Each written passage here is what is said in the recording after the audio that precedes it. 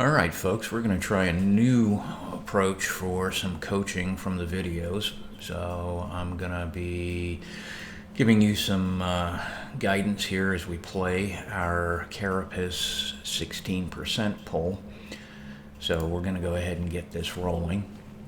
And what I want to do is be able to point out some things that are very important and things that we've done well as things that we need to improve on. Let me go ahead and play this forward now.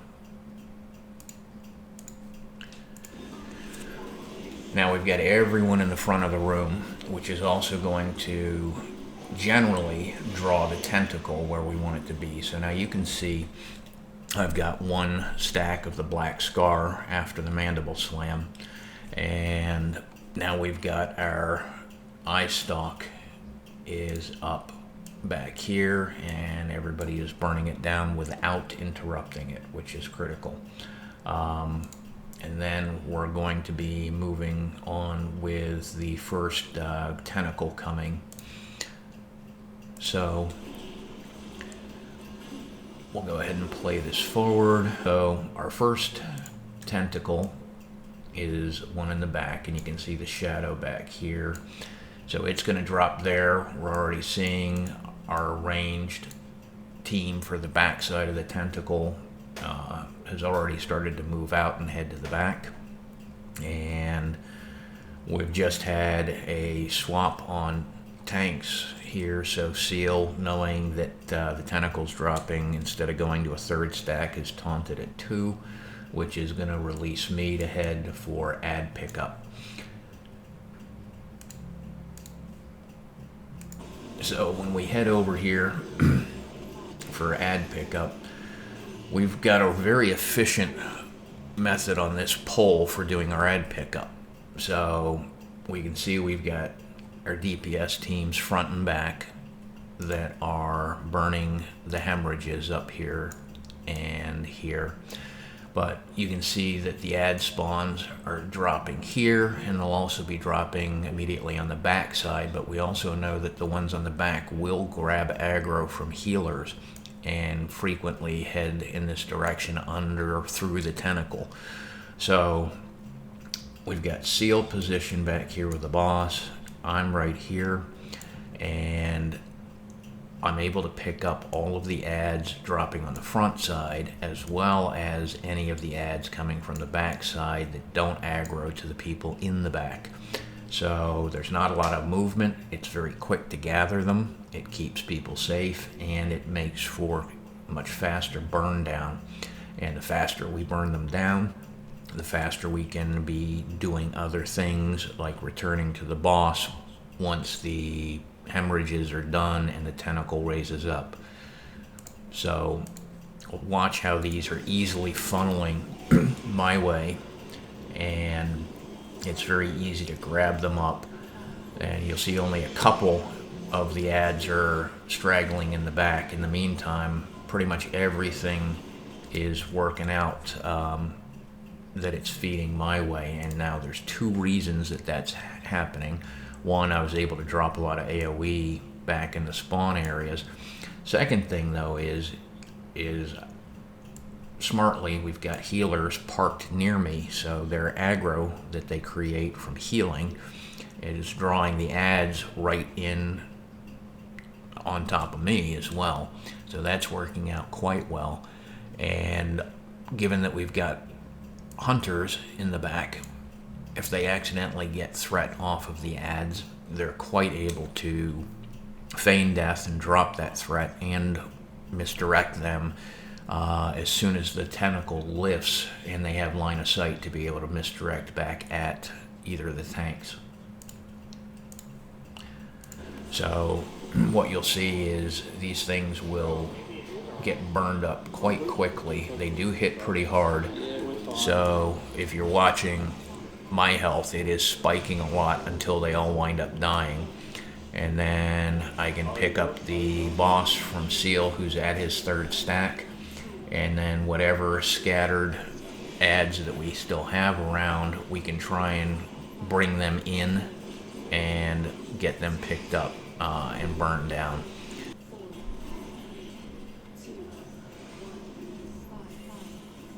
Alright, so phase 2 transition. Phase 2 actually goes incredibly smooth, so I'm going to skip all the ramp portions of this fight. As you can see through the tunnel, everybody's sanity is restored to 100%. And now I'm going to jump to the latter stages of phase 2, which is right where we're coming in. We finished off the second ramp. We've just come down, and there's his first big breath ability. Now, some of the things that we have to pay attention to after the ramp stage is we need to look at sanity levels. Anyone who is sub 50% needs to think very, very hard about getting back to Raytheon. And it's easier to do it now, where the bulk of the pathway going back is clear than waiting. Now, if you look at this, we're pretty close to coming off a cooldown as well on the instant travel to get back to them. So I would encourage that very early in this phase that people make the trip to that sub 50%. You make the trip back to Raytheon quickly, get capped to 100, and then return so that we can burn him and push phase to phase 3.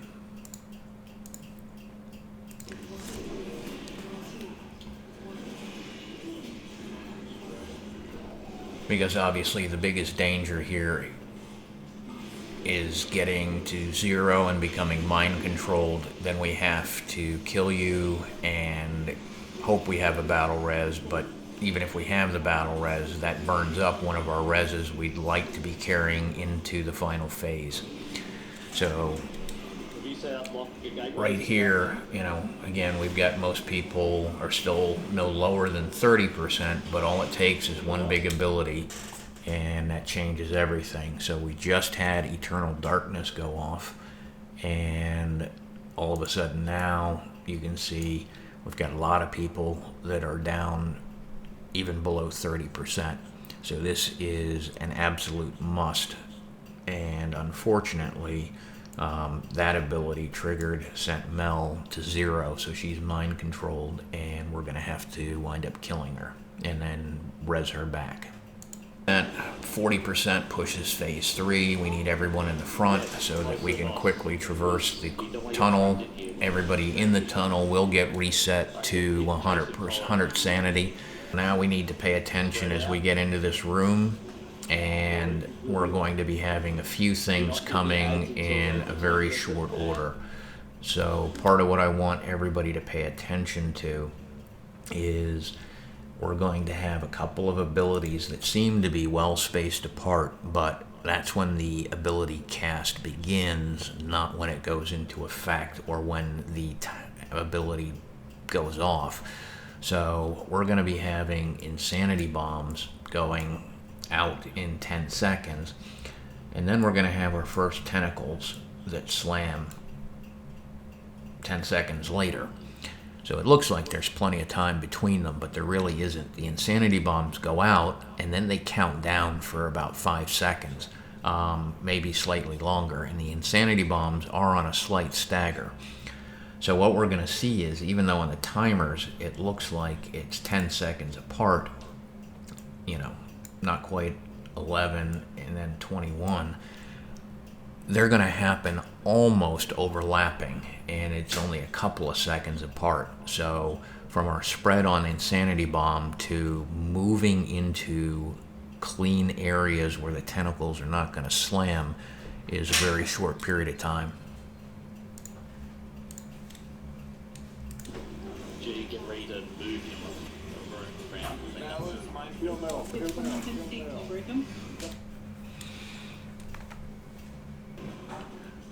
Alright, so insanity bombs are out now, and we're going to see everybody start spacing appropriately. So what we have to watch out for next is we still haven't seen the insanity bombs go off, and we've got tentacle slam coming in 5 seconds. So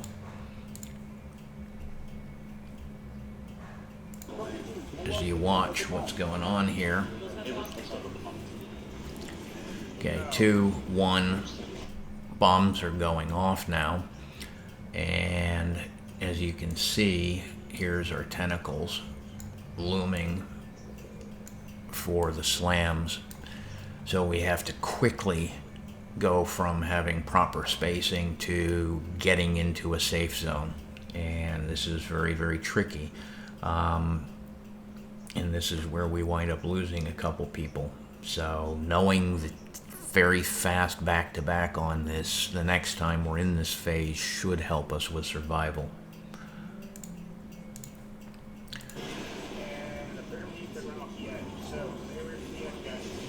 Alright, so now what we should be doing is everybody should be collapsing. There's no more danger of sanity bombs. There's no more danger of tentacle slams. They've both just occurred. And we've got tons of ads spawning. So everybody coming in, if you have aggro, but it's just going to bring us together. Healing will be easy, and it will bring all the ads in to be cleaved down all right underneath the boss. Now, as you can see, we've got absorbs showing, which means we just had an adaptive membrane go. So we have to burn through it before we can damage the ads and the boss again. So bringing them in is absolutely essential. Now what will happen then next is, pay attention, is infinite darkness is coming. And we're 12 seconds out on infinite darkness. Now the ideal scenario is as we've all collapsed, the whole team in here is to be able to have a lock gateway that is going to transport us down in this direction when infinite darkness is about to hit. And then that way we get everybody clean and clear out of this area, and we quickly move to another quadrant of this platform. Now, that'll help us on the first infinite darkness. We'll need to use another technique for the second one before we can use lock gateways again for the third one. So pay attention. You'll see where the ability is going to anchor itself, and the pool is going to grow from here in a moment. So as we're still burning through the membrane here, then now we're actually putting damage on the boss and ads. Okay, so next tentacle slam's coming.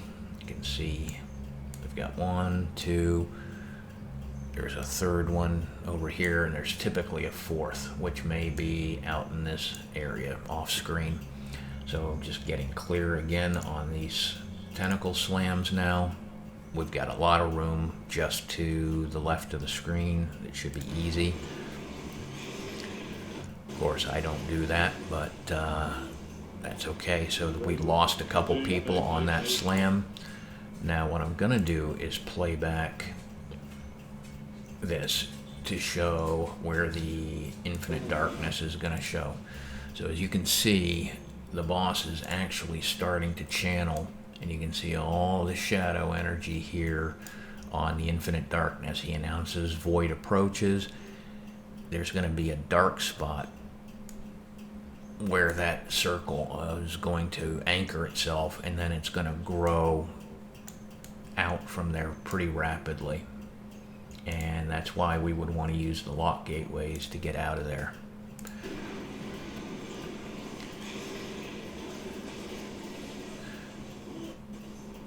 So now if you can see, the actual anchor point was this dark spot right there.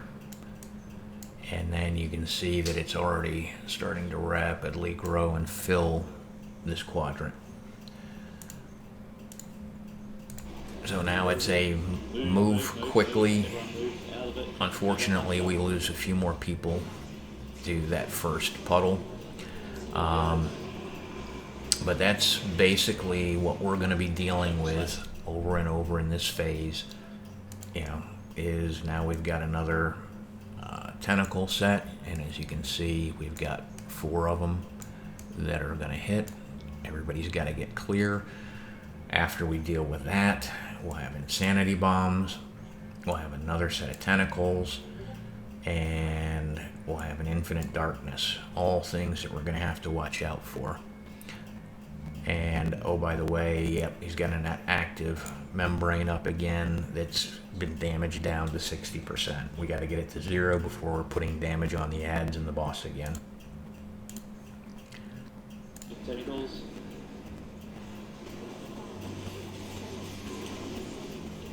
And pop hero. Trying to get you going. Already popped. Alright, so insanity bombs are going out. Everybody's got a spread. Now tentacles are coming. So again, you can see the tentacle shadows. People are spread, but now they have to also be spread and in a safe zone. And unfortunately, we'll wind up losing a couple of people to this next slam that's going to drop. So it's just all about managing some overlap between really tough abilities and just continuing to rinse and repeat. So what we're going to see now is here comes infinite darkness. You get the announcement, void approaches, you're going to see a big puddle. This is where Windscream Totem or a feral druid stampede would help everyone, and again we'll just be getting everybody out of this danger where we're going to see that infinite darkness puddle anchor here and grow.